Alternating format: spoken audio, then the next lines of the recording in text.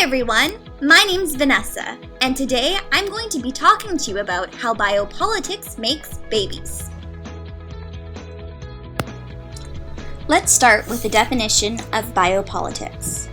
In their article, Connell and Hunt reference biopolitics, defined by Foucault as a practice of governing that is focused on population control.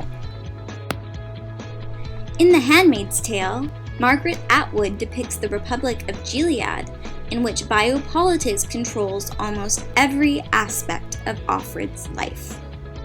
Aunt Lydia reminds Offred that the Republic of Gilead knows no bounds, that Gilead is within her.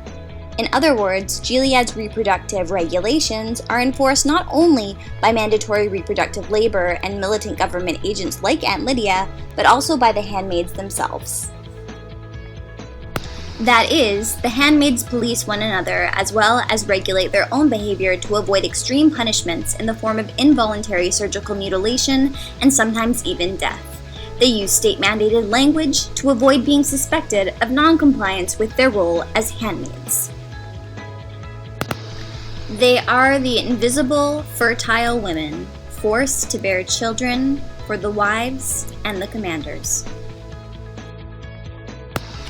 Crowley and Kitchin's discussion of the regulation of female sexuality in Ireland is useful for understanding the role sexuality plays in the biopolitics of Gilead. They underline how sexuality, when regulated by moral and legal disciplining, becomes confined to the realm of the legitimate and procreative couple. According to Crowley and Kitchin, this confinement is, quote, enforced through the interlocking mechanisms of state and institutional policing, accompanied by societal, familial, and self-regulation.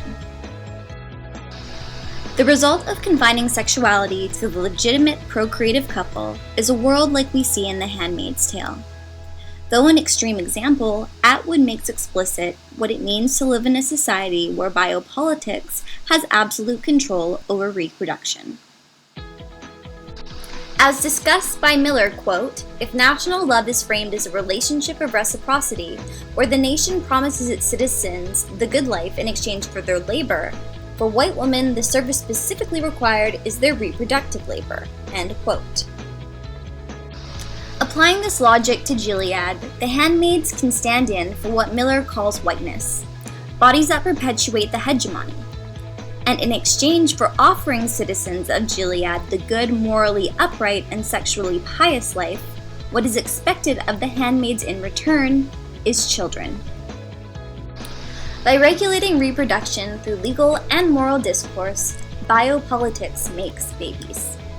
Women are persuaded to comply with reproductive regimens and practices that solidify which women should and should not reproduce the future nation.